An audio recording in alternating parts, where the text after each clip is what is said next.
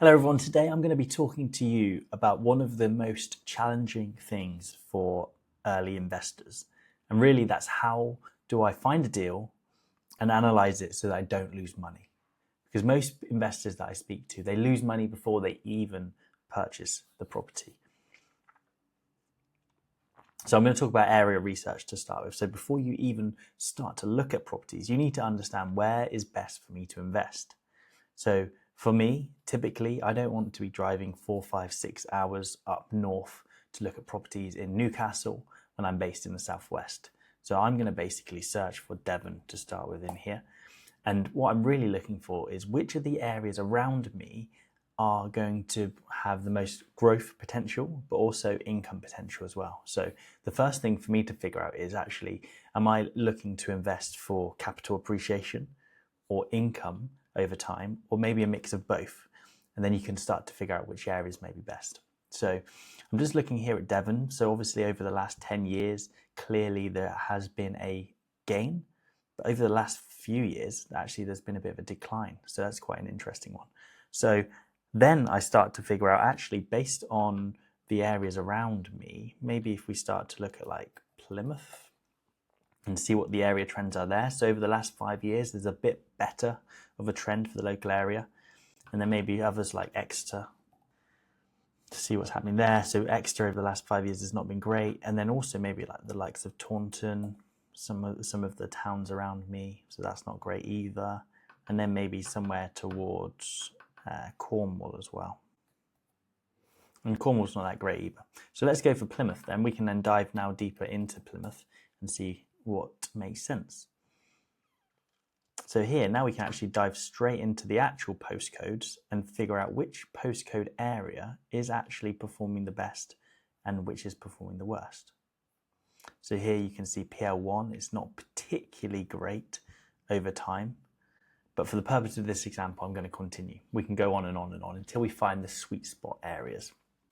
So I'm actually now going to look for properties in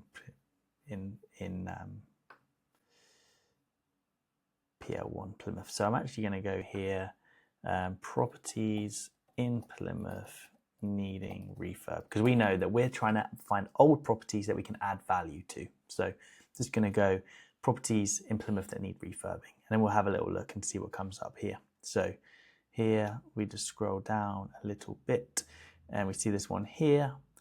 Clearly looks like there's some refurb needing doing, so I'm going to click into that. Yep, looks like some super old design there. So yes, this one has a lot of potential, potentially. So I'm just going to scroll down a little bit more. We can see the agent it's on with, we can see the floor plans. But where this gets really interesting is when we start actually analyzing this project. So I'm just going to generate AI report here. And it goes away and it's basically analyzed all of the stuff that it's found about that property. So if I just start to scroll down here a little bit, first of all, we see the room by room breakdown. So kitchen, living room, bedroom, bedroom, bedroom, bedroom, and how much we need to spend on each of those. And this is really important because when I see and speak to a lot of investors, especially ones that are earlier in their journey, they have no idea what needs doing and what doesn't need doing. And sometimes you can fall into the trap of connecting with a builder or tradesperson, and they see that you're quite early in your journey. And maybe their tolerance is that they think you should do everything to a 10 out of 10 standard, but really the deal may not actually allow for that from a cost perspective. So it's really important to have an agnostic view from someone who is actually on your side, who can say, yep, we can clearly see that that kitchen needs replacing. We can clearly see that we need to remove that carpet. We need to remove the wallpaper. We need to put that all on as a fresh. And then this is the cost that's going to get you there. And then ultimately, if we can click into here, you can see a breakdown then of all of the different things that need doing and how much they're going to cost. And ultimately, how much of that is labor and how much of that is parts, which is really important because then when you're going out to actual tradespeople, you have a good idea of a starting point. So if we continue down here now, the other thing we're going to want to figure out is, I've bought it at this, I'm going to spend this much on it, but what's it actually going to be worth afterwards?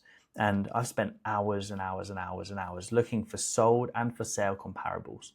And when you're looking at these, it's quite tricky because you're trying to find something that ideally is on the same street, that is exactly the same size, that is exactly the same quality of the project that you are going to do at its end point, and that's sold within at least within 6 months ideally. So you're trying to find all of these different things. It's like the time, it's the quality, it's the distance away from the property. It's all of these factors, and they can take quite a while, and sometimes you just don't have that good comparables.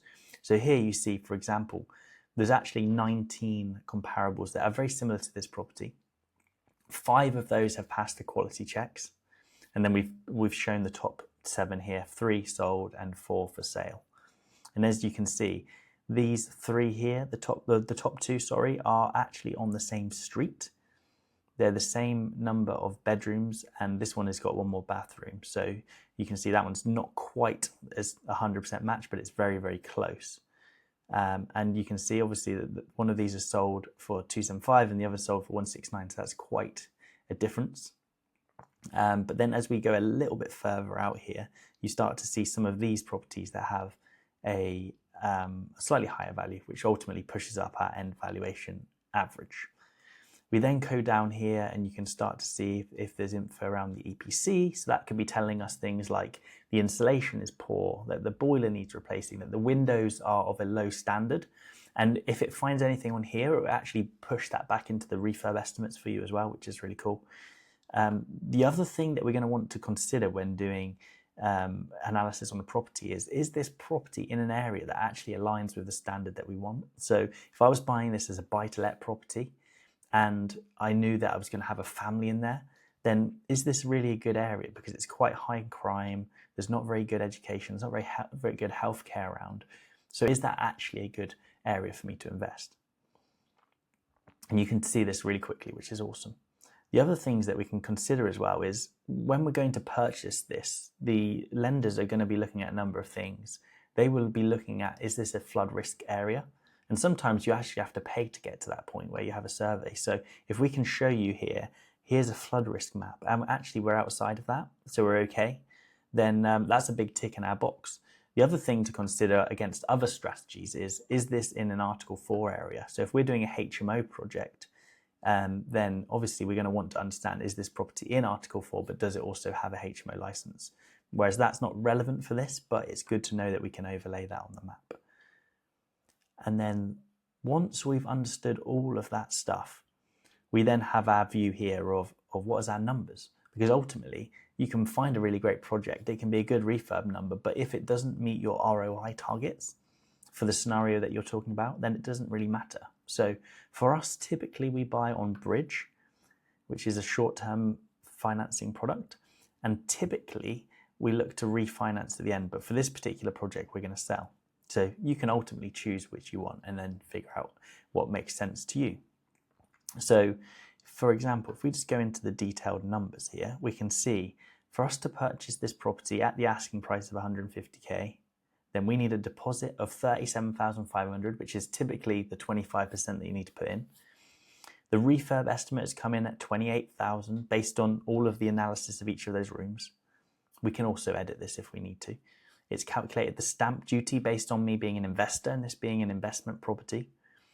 And then it's also put in some solicitor's fee, broker's fee, and the cost of finance for the period of 12 months whilst I do the refurb, get it up to market value, and then go on to the new product. So that's a total of £91,000 I need to either have or raise in private finance. We then look at the exit. Presuming that I'm going to be selling it, then there's an agent sales fee, there's a solicitor sales fee, and then ultimately I need to repay all of the bank lending that I've had before. And then when we look at that from a numbers perspective, we sell it for 339, we pay back all of the money that we've put in, we pay the exit fees and then the mortgage part of that, and then we actually are left with a profit of 129,000, which is pretty cool, 131% return on cash. And that would be an awesome deal. So there we have it. That is just a quick whistle-stop tour of from start to finish, how you start to really pinpoint a location, how you find properties in that area, how you analyze them really quickly, and then how you can check all of your numbers and figure out if you're happy to proceed. And at this point, I would say you've now just condensed hours and days into seconds. And if this looks like it could be a good deal, then you start to dive into the detail a little bit more. And you can start to then connect with the trades that we recommend that can actually deliver this at these different costs. You can connect with agents to get their views as well. And you can connect with the wider ecosystem as you go through the purchasing process. So I think that's pretty cool. And that is exactly what you're able to get as part of the property portal tool. So I would implore you to go and check it out for yourselves. Get your hands on. We've got an exclusive access for you, for everyone that's watching this. If you go to app.propertyportal.ai, and you'll be able to access this and have a play on it yourself as well. So it's been amazing showing you through this. I'm going to be doing more videos that deep dive into all of the areas of property and how you can start to do this for yourself too. So I'll see you on the next video.